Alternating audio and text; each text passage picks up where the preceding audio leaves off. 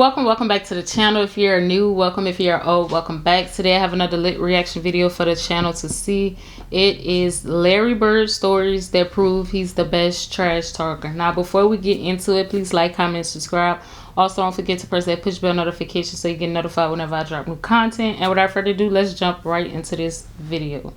Larry Bird was one of the biggest trash talkers in basketball. And a lot of people say, really? You know, they thought it was Reggie or Charles. Bird used to tell me, look here, man, you supposed to be a great defender, right? And I'm going to make sure I tell you where I'm going to shoot the ball at. Yeah, he said, I'm going to get it right here. I'm going to shoot it right in your face. And I'm looking at this guy like, he's nuts. Is he serious? I'm going to go shoot this motherfucking jumper in your face right there in that cone. And it's going to be your Christmas present. I'm going to wrap it up and bust your head open. And that's exactly what he did. If he tell you you're going to hit a shot in a certain place, he's going to do just that and ain't nothing you can do about it. Been a better player each step I took. I was able to do a little more than the other guys. I had a green light. I could make plays, but I always knew early on, especially when I was a junior, senior high school, that probably the outcome of the game was going to depend on me. Well, yeah, I interviewed Gary always Payton, depended on a him. venomous trash talker. And I asked him who the most vicious trash talker he's ever encountered. He said Larry Bird. Oh, no question. Bird talk shit like we talk. Let me tell y'all something. Bird used to tell me, look here, man, I'm going to go shoot this motherfucking jumper in your face right there in that cone. And did exactly and it's that. going to be your Christmas present. I'm going to wrap it up and bust your head open. All that shit. He told me, young fella, let me tell you something. I can shoot a jumper anywhere I want to. You supposed to be a great defender, right? I'm gonna make sure I tell you where I'm gonna shoot the ball at. And I was like, man, come on now, you're not gonna shoot the ball. And so he said, I'm gonna take you over in that corner right there. You see it over there by my bench, right? And I'm gonna give you something, and it's gonna be this jumper. So he went right to that corner. And I'm up on him, I'm under him. And he said, young fella, what did I tell you I was gonna do? And he turned around, raised up, and it was all drawn. And I said, shit, I ain't gonna mess with you no more. No more. He was the coldest dude I ever seen with that shit, man. Everybody be talking about these greats. They'll be always mentioning him. He was the shit. Yeah. The shit, man. He'll give it to you any way he wanted to. Larry Bird was cold.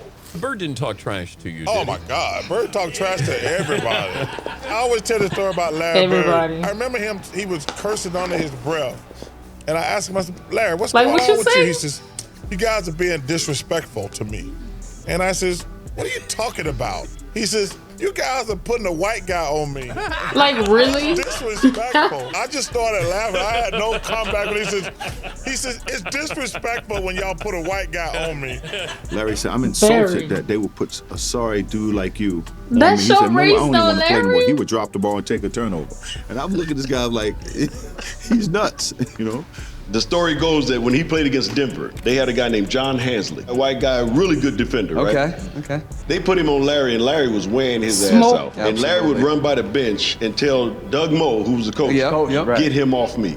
That's disrespectful. Put a black guy on me. Because when he played back in the day, that's all he played against was brothers.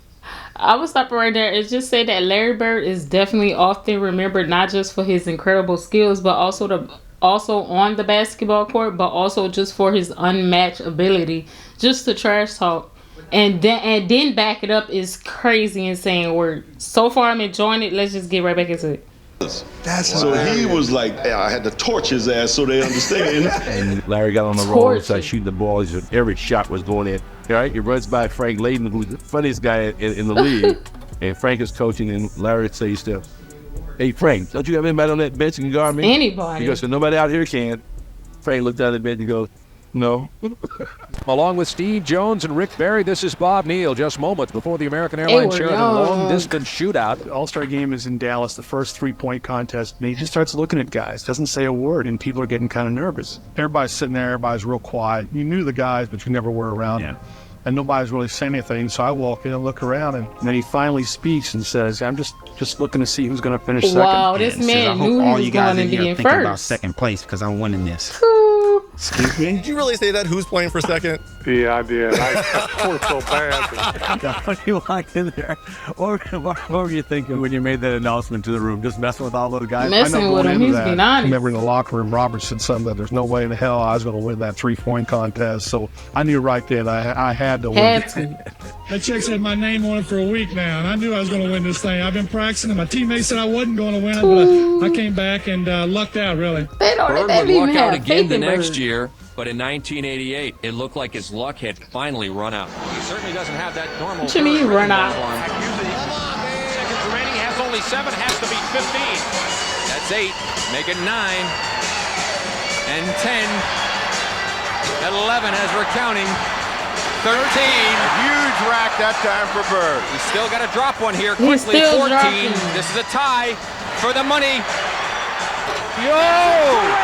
Look at him. He knew exactly what the score was. He knew that ball was going to win the competition for him, and it's almost like he did it in dramatic fashion just to make it more fun. He knew it when he let it go and was headed for the winner's circle. He took off his top yet. I didn't see when he took off his top. Larry used to come in the locker rooms. He'd be getting his ankles taped, and he'd say, you know, hey, ball boy, run in and go find the scoring record in this building. You know, he needed those kind of challenges. He had accomplished every goal. We hadn't lost a game on the trip. And Larry told all of us players and the media too, tomorrow night's the last game of the trip, I'm going to play this with left-handed at least through 3 quarters. It was at a time when, you know, McHale was still coming off the bench. And so Larry scores his 6th point on a left-handed shot. And I'll never forget him. But is he left-handed? They drew him. Wait till he starts shooting right-handed. And at the end of 3 quarters, they get 27 points left-handed.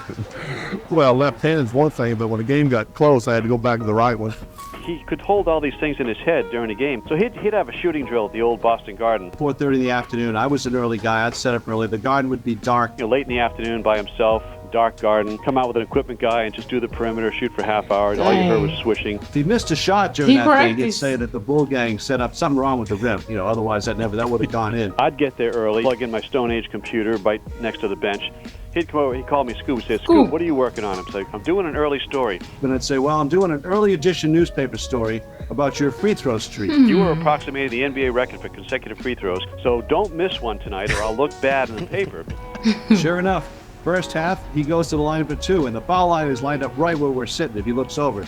He's at the line. He makes the first. He looks over and winks at me. He looks over and winks at me before he makes the second. I mean, guys don't do that to me. And he would... Always thinking about these things. It's like paying off a bet in the middle of a game.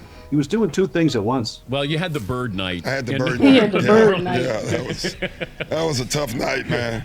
But nobody was guarding Bird, were they? Well, we were trying. You were trying to. Yeah, but when a guy is literally coming up the court, calling his shots. It's in that game, we're on the free throw line. That's crazy. And he's like, he literally says, it's off the glass. Who's next? Where do you want this one from? And he just made one after another. And he just tortured them. That game. He tortured all of them. I think Bird went by the bench one time, too. He fell in the bench. Oh, he did. Yeah, and he called that one. That was the one where he fell in it. He literally said, off the glass into the trainer. And, no way. Yeah. His last shot, he said, in the trainer's lap, coming down the court. He shot this high rainbow. It goes in, Ricky bumps into him, and he knocks him on our trainer's lap. So it was exactly what he said. Antoine Carr and Cliff Levingston got fined by Fratello, I think. And Eddie Johnson for celebrating. Celebrating Bird. Yeah, it was the best film session. Every time when I see Mike, That's crazy. I'm going to stop right there. I know I seen the other teammates just shocked.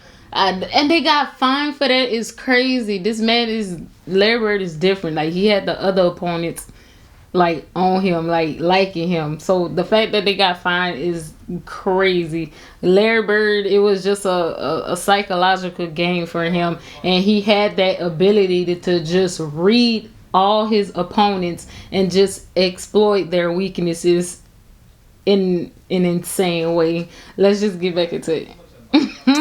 God, it was the greatest film session ever, because back then, you watched the real game and just went, with a video, and Mike rewound the celebration 20 times.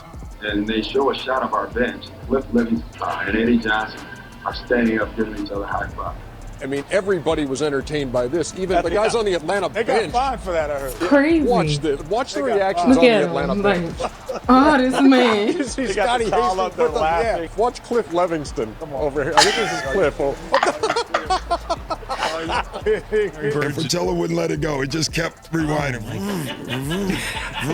Showing the guys, you remember, they're giving each other high five. And then somebody falls off the bench. Yeah, too. that was Eddie Johnson. Yeah. Eddie Johnson falls off the bench in laughter, and Antoine Carr and Cliff gives each other high five. And our film session was 20 minutes of that.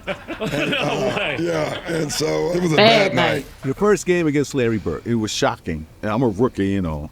I go shake his hand, and he put both hands behind his back. And I'm saying, okay, he's getting his head ready to play. First play of the game, he says, I don't know where they got you guarding me, Holmes. This and man he shoots is a 3. funny. I was pissed. You know, I said, I wasn't mad he hit the 3. But this just called me Holmes, you know? And so it set up for a really interesting game. Because I remember one time I came down and I dunked it on him. He landed on the ground, he fouled me, and I'm pointing. And he said, hey, Rook. I said, what? He said, I like you. You know, he said, you got balls, but I'm still going to get 30 on your ass. He's the little kid. He got about 38, so he kind of proved his point. But I had to pay my dues. I wasn't upset about that because, you know, back then, you know, as a rookie, you know, you got to pay your dues. Simple as that. It was funny, the first time that I played in my rookie year, I guarded Larry Bird, and it took me about 10 minutes to realize I should be probably guarding him. 10 minutes? You know? And he came down, it was you funny. might want to guard him. Time, and Mark West was the center on our team, and Larry looked at me, and then he looked at Mark, and he said, Mark, I'm going to go down, I'm going to come off the screen, I'm going to catch it right there, I'm going to turn around, I'm going to shoot it in the rookie's face. And did this man tell y'all so y'all can be on it? And I'm sitting there, that just happened. But did he talk to you, or you weren't good enough? Through me. He never addressed me. I love that. Like I wasn't even there. And did Mark West going? Mark was like, all right, okay, yeah, all right. You probably will. Good luck. And then he did. He did it. Well, there was nothing I could do about it. He backed up whatever he said. If he tell you going to hit a shot to certain place, or if he going to take you down to the post, turn around, hit a fadeaway J, he going to do just that, and ain't nothing you can do about it. These guys came in together in 81. There's Kevin, there's Larry, there's Robert. Dennis Johnson, Danny Ainge, they knew what each other could do. And what I did was said, okay, let's see what's happening out there. And you'd see Larry shooting the 3-pointer, and then I call a timeout, and they didn't count the 3-pointer. Larry just hit what would have been the game-winning shot. The KC But called damn. timeout. It won't count. It does Don't not count. Boston had called a timeout. Larry came back to the bench, and he was a little upset. So he's very upset with that. So I diagrammed the play. He says, heck with the play, Case. Hey guys, when I come back after timeout, I'm going to go right to the same spot. I'm going to kick it in. Give me the ball and tell all the rest of the guys to get out of the way. I said, shut up, Larry. I'm the coach here. Okay. All right. Dennis, you take the ball out, give it to Kevin, then you throw it to Larry, and everybody get the hell out of the way. Celtics are down by 2 points, and Bird is out by the 3-point line, and he's being guarded by a guy named Johnny High. He goes down before the ball is thrown in, and he's standing right in front of the Phoenix bench, and he looks at all the guys on the bench and says, Yeah, go home. Fixing to bust a Just 3 on go you guys. home. Just go home. I'm tired of this. and he says, watch my hand as I follow through. And, Johnny High sort of smiles and laughs about it. And I was supposed to cut off the high post and post up for a second and then go across and set a pick. Well, I came off the pick and I was wide open and I stood there waiting for the ball. I had a smaller guy to post up and Larry just waved me out of the way saying, go get out on. of You here, just get don't out of the way. stand there. And then he just turns around and shoots a perfect 3. As the ball's in the air, he kind of turns towards the Phoenix bench and yells, "Told you so!" He stops running to the locker room. As he continues on to the dressing room. Now, that's what you call arrogance. Very much arrogant. And from that time, I learned to run Larry's play, not the coach's play.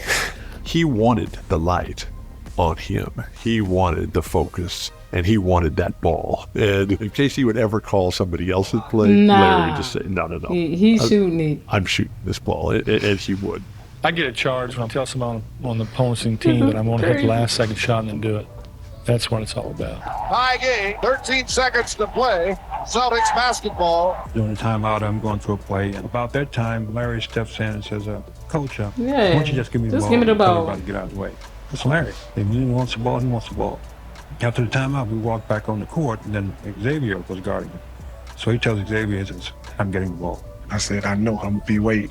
And he said, I'm going to get it right here. I'm going to shoot it right in your face. 5, and Bird has the basketball. Look out. Larry Bird, just phenomenal the way that... He came out when about that exact spot and shot a shot right in my face. And, he was like, I didn't mean to leave 2 seconds on the clock. I walked back to the sideline like, damn. Larry Bird was one of the biggest trash talkers in basketball. And a lot of people say, really? You know, they thought it was Reggie or Charles. Larry Bird talked more trash on the basketball court than anybody I've ever played against. So we playing him the last play. He says to James Worthy, he says, you guys don't have to worry about it. I'm going to go right over there that corner. And I'm going to catch it, I'm going to shoot it, and I'm going to tie the game or win the game, whatever the case may be. They take the ball out, and I think it was either Danny or DJ? The late, great DJ. Yeah. You DJ coming down, right, with the ball. Oh, great DJ, that's good. So pass it to Larry, he's in that corner. Now I got to go out and close Larry Bird out. Run. So as I'm running out to Larry Bird, he's talking trash to me. I don't know why you running out here. Don't know why. Who says that in the middle of the game? He said, I'm gonna wait till you get one step away from me and I'm gonna shoot it right in your face. So I got one step away. He shoots it all net. 3-pointer, good. Take the ball out, man crow right to the corner, caught the shot, shot a three, game over. It's like, are you effing kidding me? And he turned to me and said, you did all that running for nothing. And he was saying in such a calm way that you didn't think it was trash talking. But it's trash talk. You're not going to tell me you're going to go over there and shoot the ball in my face. That's trash talking. But he would tell you before the play even started. For y'all to get on it. Where he's going. He'll tell you when he catches it, there's nothing you can do about it. And it was great trash talking because it wasn't vulgar. I mean, he wasn't pounding his chest. You can just be standing next to him. You know, I would jump out and try to block a shot on rotation, and he'd say, Scott. You jump high, but you don't jump that high. You can't get this. So, Scott, you're a little too late. Scott, you're not getting that. Why are you even jumping? Why are you running out of it? But it was all game. He was like, yeah, Dad. Like, don't do that. Yeah, don't do that. Yeah, I mean, he talked the whole game, and it was, you know, after the game and after years of thinking about it, you're like, man, that dude, why he's one of the greatest players ever played. He was ridiculous. He came on here. Our sportscaster played the Superman theme when he was talking about him that night after the game because he did everything. Off the glass into the train is absolutely insane. Steals, you name it. Larry has such a great mind for the game. I had a lot of respect for him as a competitor.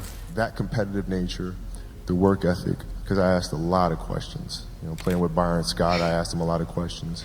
Eddie Jones, Magic, James Worthy, Kurt Rambis, all the Laker greats, I would always sit down and just ask them questions. What actually happened there? What did you feel there and why? You know, Bird tough to defend. Why? Because he looks slow as shit to me. So it's like, I'm missing something. So like, tell me what I'm missing. You know what I mean? You know, like I was saying, growing up in Boston, people all used to always talking about that he can't jump, he can't do this, he can't do that. He slowed y'all down. A lot of my friends was like that. You know. So, I got to the league. I called all my friends back up. I said, you know, all that trash that you were talking, you need to squash all that. This man is great. Whatever you were saying, for a man who can't jump, he's demolishing everybody. He's doing it on everybody. He's doing it on the best defensive players in the league. Yeah. I never forget driving, and I'm listening to a game. It's New Mexico State playing Indiana State. I don't really care about the game, but New Mexico State is right up the streets from El Paso, and I went to UTEP, and we're big rivalries. So I'm hoping that Indiana State will beat New Mexico State. And I'm listening to the radio, and I have no clue of the players on either team. All of a sudden, this name keeps coming. Bird. He goes to the right. Bird. He makes the shot. Bird. No way. Damn, who is Bird? Bird. We gotta find out who Bird is. Bird. And Bird this and Bird. Oh, did you see the pass that Bird made? I can't see it, but I'm just trying to imagine it. When the time I got to the end, I said, damn, that brother can play. When I got the newspaper the next morning and saw Larry's picture, I said, damn. Larry, it wasn't you know, be honest with you. The young lady that said you were her favorite player, mine too. I love you too, Magic, but not as much as I like Bird. People always talk about great basketball players, and they don't never mention him to be up in that round. But Larry Bird was cold. I don't think nobody ever could get out with him. You ask Magic. That's why Magic had a run, and he was mad when he had to retire in '92 because of what he was going to be missing with Larry Bird. And then you remember Larry Bird took 2 more years, and then he quit because he said his main guy who he wanted to play against is gone. I'm going to tell this story. We're in LA, and I'm hurt. I got a pulled hamstring, so I'm not playing tonight. So I can't play against the Celtics. You know, I'm killing myself. You know, Larry's warming up, the anthem is sung and get introduced, and right before they go out on the court, Larry comes down and he says, you know what? since you're here, I'm gonna put a show on for you. So you just sit back and watch, okay? Don't worry. I'm gonna put a show on for you. And I'm like, man, get out of my face, man. Want to hear that? You know, that's Celtics and the Lakers. And he went out. I think he scored 38 points, about 20 rebounds, about 15 assists. 50, and every 60. shot he would shoot, he would turn to me. Every time he hit one, he'd look at me. And I said, boy, you know, the thing about it that I love about you is that most guys talk trash and can't back it up. But Mr. Bird, you know you can back your trash talking up. And last but not least, I'm gonna say this because you told me one lie. You only told me one lie in your career. Only one. And you only lied to the fans and all the people in the world one time. Do you know what that lie was? You don't remember, do you? Larry Bird said that there would be another Larry Bird one day. And Larry, there will never, ever, ever be another Larry Bird. And so, he's mine, and I signed it to you, to the greatest basketball player ever, nice. but that's more nice. important, a friend forever. I love you, I respect you, and I admire you.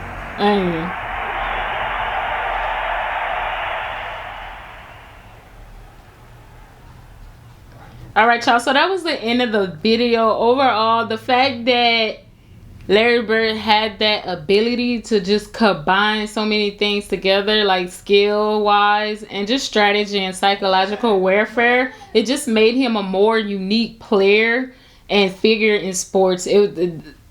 It's crazy. So the story, I enjoyed the video that was shared with us. It serves as a testament that his talent and his understanding also of the game, proving that Bird was just not only, you know, a player to be feared, but also one who could just entertain and engage throughout his words. He meant everything he said to each opponent. But I felt like he was telling them this for them to get on it. So Larry Bird wanted a challenge, definitely, most definitely, and nobody really gave him that real challenge except one player, I think. So overall, I enjoyed the video. If you guys enjoyed this video too, please give it a big thumbs up. Also comment down below what you guys think of my reaction video. Also comment down below what else you guys would like to see on the channel. Before I let you guys go, don't forget to like, comment, subscribe.